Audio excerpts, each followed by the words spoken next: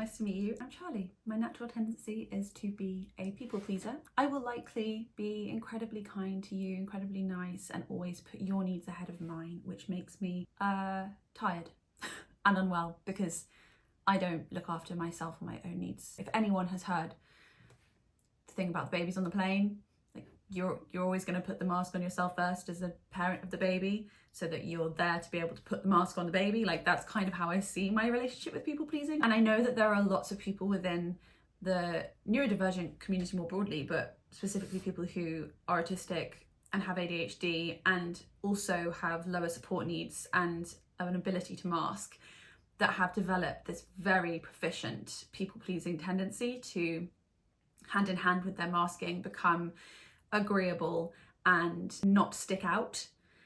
It's definitely something that I feel helped me to survive life before I burned out hugely.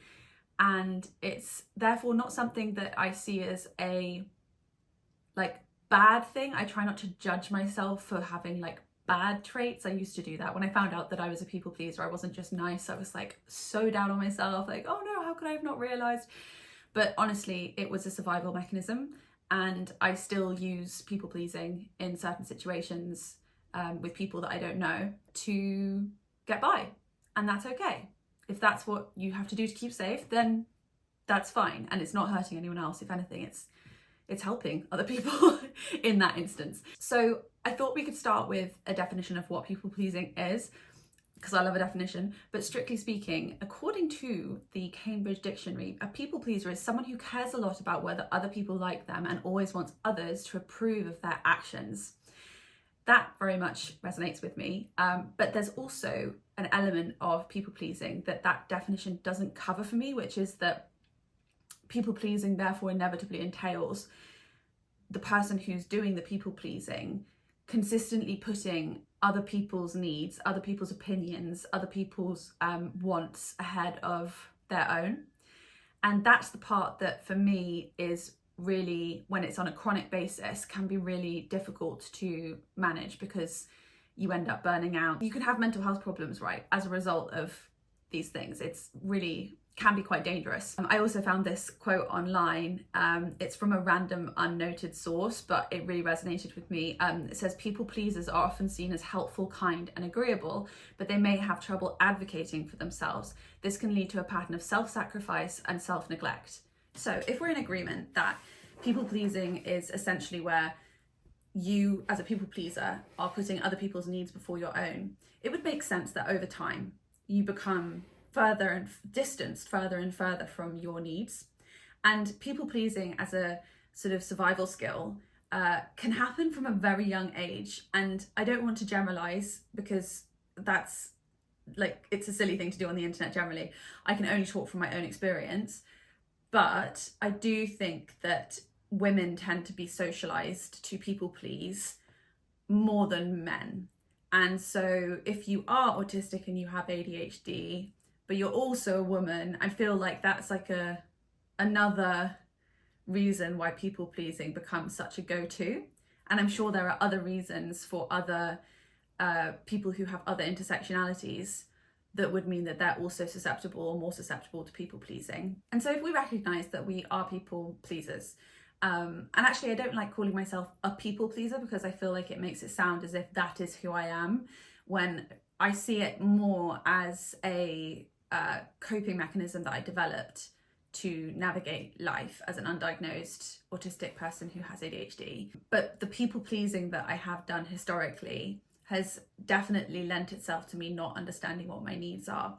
And therefore, in dismantling my tendency towards people pleasing, or certainly becoming aware of when I people please, the main thing that I've been trying to do is work out, what do I need? That's the question. And this question can apply in a lot of circumstances, because I made a video about this the other day, about how I ask myself, what do I need, when I'm also just stuck? I feel like I don't really know what action to take and I feel stuck. It's usually because I'm pushing myself past my limits and my body is saying something to me that I've not picked up on. I have a need that I need to fulfill in order to carry on and not be stuck anymore. But I think it can also be applied to people pleasing, because if you don't know what your needs are, there's no way that you can even make the choice to put them first or even weigh them in the balance of other people's needs around you. Now, this is not to say that we therefore need to always prioritize those needs. Like, of course, there's going to be a judgment on every single situation. There is a way up for you as to whether or not your needs can be prioritized or not in that situation, but at least you're making a decision. It's not just an instant gut reaction of yep, I'll do that, yep, okay, yep, whatever you need. It's let me think about that, and then it's a balanced response of either yes, and you know that if you're going to not, if the thing that you're planning with that person is not going to meet your needs, you're okay with that, and you're going to be able to put some kind of like framework in place to support you through it. Or it could be going back to that person and saying, yes, but can we make this change the plan because I have this need and that would help me meet that need. And so I've been thinking about the reasons why I think the question, what do I need, is so important. Mainly because I love to know the why behind everything. And I've written down a few whys. I think there are 7 of them that I just want to chat through with you. So first off, this is what we've talked about already. It brings awareness to your needs. And as a late diagnosed person, if you are late diagnosed autistic and ADHD, you might have spent much of your life masking and prioritizing others and ignoring your own needs as a way to survive. The question, what do I need, interrupts the habitual pattern and focus that we've developed on the needs of the other person. It literally stops you in your tracks and forces you to consider, what about me?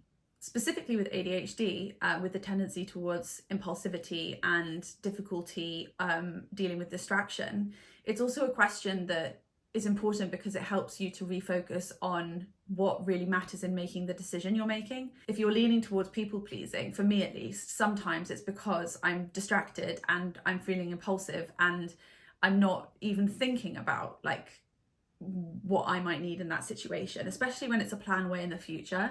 There's no way my brain is going to think about it. So the question, what do I need, helps me to like pause and just sit with it for a second, even if I need to say to that person, oh, let me think about it and I'll come back to you. The second reason is that it helps you move from overwhelm to clarity. And of course, clarity is like, it's never going to be completely clear for many other reasons, but more clarity, I should say. I think one of the reasons why I have leaned into people pleasing is because the world is so overwhelming and there are so many factors to consider. So usually when I'm people pleasing in person, it's because I'm not sure how to make a decision myself because everything is coming at me so quickly. So instead of making a decision for myself, I will just defer to other people. It's the part of people pleasing that makes me super agreeable. Like, I might not actually agree, but I don't have the time or the energy or the ability to decide for myself what I need in that situation because of all the sensory inputs, the social inputs. Everything is just so happening so fast and it feels too much that I can't stop and think, what do I need? So I just defer to the other person. And that's something that when I didn't realize that's what was happening was just, I thought part of my personality, that I was just super laid back and super agreeable, but turns out that's not the case at all. Again, it was just a kind of coping mechanism, I guess, to make it through those social interactions without becoming really distressed. So the question, what do I need, kind of helps me cut through all of that noise. And again, I might not be able to do it in the moment, but I'll say, let me have a think and I'll come back to you.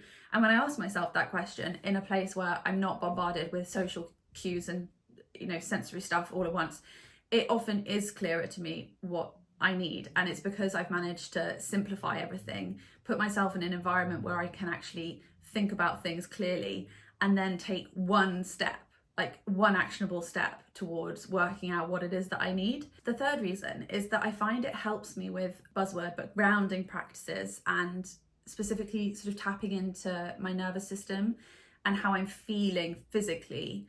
Because when I'm in fight, flight or freeze mode, so in my stress response, I think that my people-pleasing tendencies just shoot through the roof because my attention is solely focused on where's the next threat, what do I need to deal with? How do I need to like preempt everything that's going to happen so that I can survive?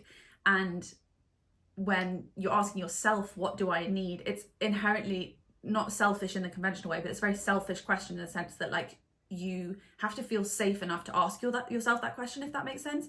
Like I don't think that historically, not knowing that I'm autistic and I have ADHD, when I was at work, for example, and I was constantly in a stress response, I would have felt safe enough to even pause to think about myself, not worrying about what everything else was going on, because I felt like it would have been like a big red flag for everyone, or I would have somehow made myself super vulnerable by doing that. I also couldn't be honest with myself about my own needs, but that's a whole other story. And then there's the whole aspect of once you've then identified the need, then you're able to actually meet that need, which is also a way of regulating your nervous system. So like a lot of the time, if I'm making a plan with someone and I need to take a second to ask myself, like, what do I need to make this plan like doable? It will be something that's actually really quite sort of basic. So it will be something like making it somewhere so that I don't have to deal with noise sensitivity. And those things in and of themselves help me in the moment to regulate my nervous system, which helps me not be in my stress response, which helps me to not people please and be more in tune with what I need and how my body is feeling. The fourth thing is that I think it reinforces or teaches almost self-compassion, because before, when I didn't know about all of this, I wouldn't ask myself what I needed, and instead I would just deny I had any needs at all and be super, super mean to myself whenever I did have a need, as if having needs was like something I wasn't allowed to have, even though I was so focused on making sure everyone else's needs were met. Like, it's a really strange dichotomy, but it's one that I lived in, and there was so much self-criticism that went with that. Like, there was so much suppression of my needs in order to meet everyone else's.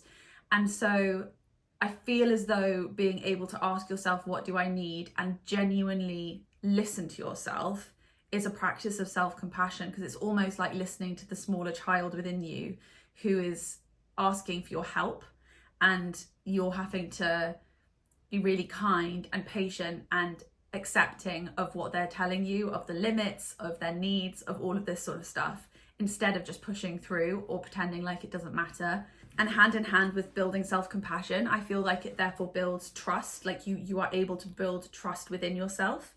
You can learn that you're not going to continually sabotage yourself. You're not going to continually put yourself in harm's way, and that you can trust yourself to look after yourself in a world that is so overwhelming and chaotic. I mean, I'm definitely not at this stage yet, but I can see how practicing this over a long period of time means that you can build trust in yourself, not just in the small instances where this applies in day-to-day life, but also the really big ones, the big life decisions, the big things that we all have to deal with in life.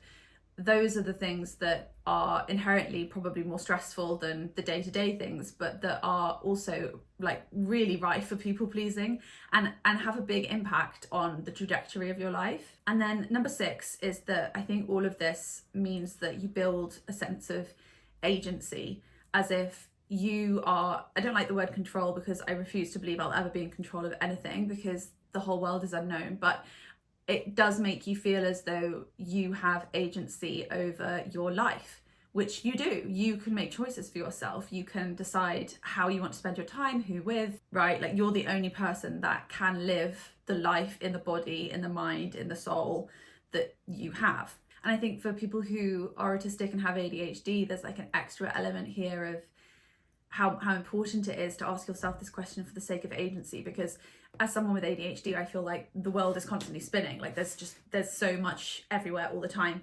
And then as someone who's autistic, I can be quite rigid in my thinking and black and white. And both of those things sometimes are like a recipe for just feeling completely stuck, and therefore putting what everyone else needs ahead of me because it just feels easier at the time. When I ask myself, what do I need? It kind of empowers me in some way to take intentional moments and steps to shift from feeling that sense of stuck and overwhelm to moving through it somehow, and not giving over my agency to someone else to make those decisions for me because I'm unable to. And it can take a lot of time, and I have to be sure that I'm like in the right environment to do that. It's not possible all the time, because like if I'm overwhelmed in a social situation in public, I'm unlikely to be able to access that kind of agency in myself. But again, building up from small decisions made just in your safe space in your house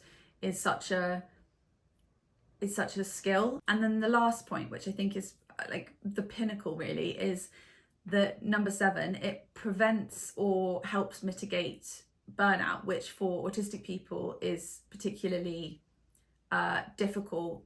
Autistic burnout, I mean, in the regression of skills and just like the complete lack of being able to function. This one is like interesting because it feels as though it's so obvious. Like, of course, if you don't meet your needs as a human, your body eventually goes, nope, can't do it, and shuts down. And it makes logical sense. But when you're in it and you don't understand all of this stuff, it's not obvious at all. And the thing with asking yourself, what do I need, is that it punctuates that like very habitual process of constantly putting everyone else's needs before you, hopefully before you're at the point where you're even feeling burnout. Because if you ask yourself, what do I need, regularly enough, and I ask it like 3 or 4 times through the day, then hopefully you're asking yourself it frequently enough that you don't get to the point of burnout before you realize that you're not meeting your needs. Because I don't think it's going to be possible for me, like ever really, to not fall back into the habit of not prioritizing my needs, because it's just something that I've done for 30 years. But what I can do is practice how to kind of catch myself doing it, if that makes sense. And catching myself doing it is asking myself the question, what do I need? Now, of course, there are so many other societal, like economic, environmental matters that contribute to whether or not someone is going to be burned out, especially for autistic people. So it's not that simple, but it is the thing that I feel I can have more control over, is the taking the moment to reflect on, are my needs met, and if not, what can I do about it? Well, I feel like that was a lot of information from my brain right there, a bit of an info dump. Are there any others that you can think of? Thank you for listening, and I'd love to hear what you think about all of this, and if you've thought about it too, and I'll see you in the next video.